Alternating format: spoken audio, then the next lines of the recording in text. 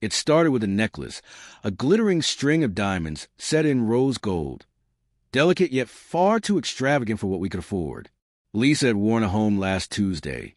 Her smile as wide as the sky, her fingers constantly brushing against the jewels, as if to remind herself they were real. I noticed it immediately. We weren't poor, but we certainly weren't living the kind of life where a diamond necklace casually shows up in your wardrobe.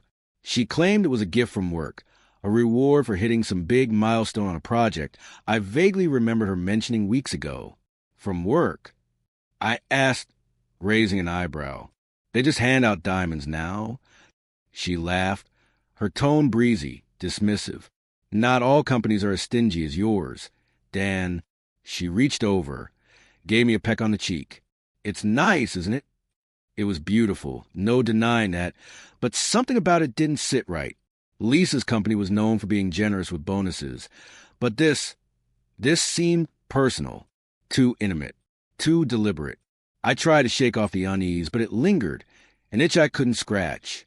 Over the next week, the necklace stayed on her, at breakfast, during dinner, even when she came back from the gym. It never left her neck. I started noticing other things, too. The new perfume, floral, sweet, nothing like the earthy tone she used to wear. Late nights at the office became more frequent. Her excuses flimsier. Once, I called her phone around 9 p.m., and it went straight to voicemail.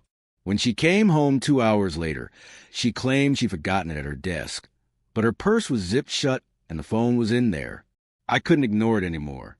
Something was wrong. One night, while she was in the shower, I picked up her phone.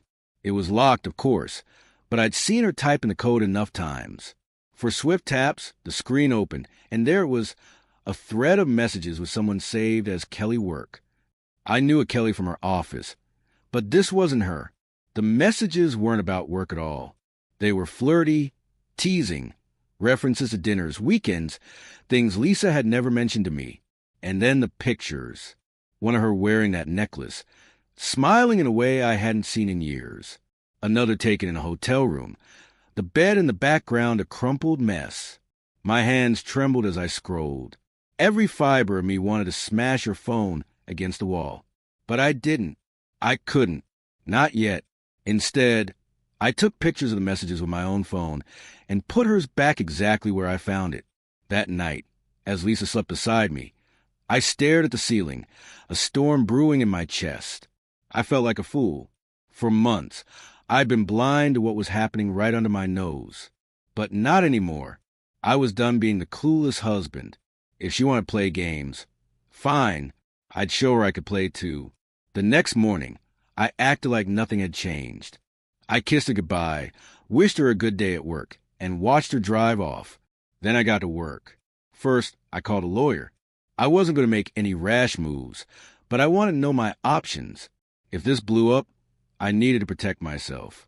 Next, I hired a private investigator. It felt cliché, but I needed proof, real, undeniable proof. Something that would make her lies crumble like a house of cards. Over the next week, I pieced together the truth. The investigator's reports came in quickly. Lisa had been seeing someone, a guy named Andrew, not a co-worker, but a client, wealthy, older, divorced. They'd been meeting for months. Fancy dinners, weekend getaways, even gifts, the necklace being just one of many. I kept my cool, but inside I was boiling. Every time she came home late, every time she smiled at me like nothing was wrong, I wanted to confront her, to scream. But I waited. I wanted her to dig her own grave. Finally, the opportunity presented itself. Lisa had planned a weekend trip with friends. Another lie. I'd seen the confirmation email for a luxury resort under Androok.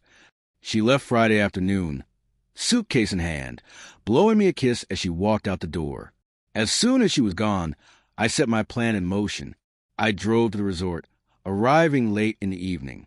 The investigator had provided me with their room number, and I had a key card, courtesy of a little persuasion at the front desk. When I opened the door, they were in bed, tangled together, oblivious to the world. Lisa's scream could have shattered glass. She scrambled to cover herself, her face a mask of shock and terror. Andrew just sat there, dumbfounded, Surprised to see me?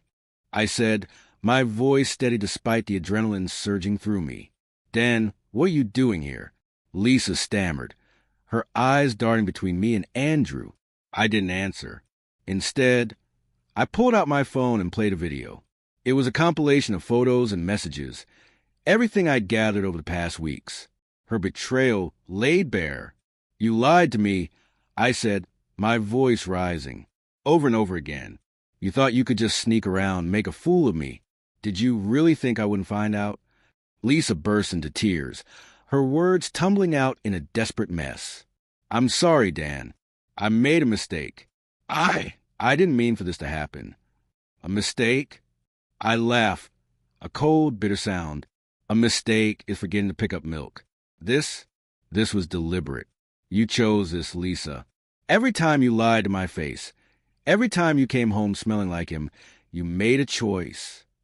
Andrew, who had been silent until now, tried to intervene. Look, man, I didn't know she was married. If I had... Save it. I snapped. This isn't about you. I turned back to Lisa.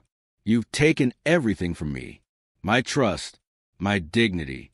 But not anymore. You can keep your diamonds, your trips, your little fairy tale.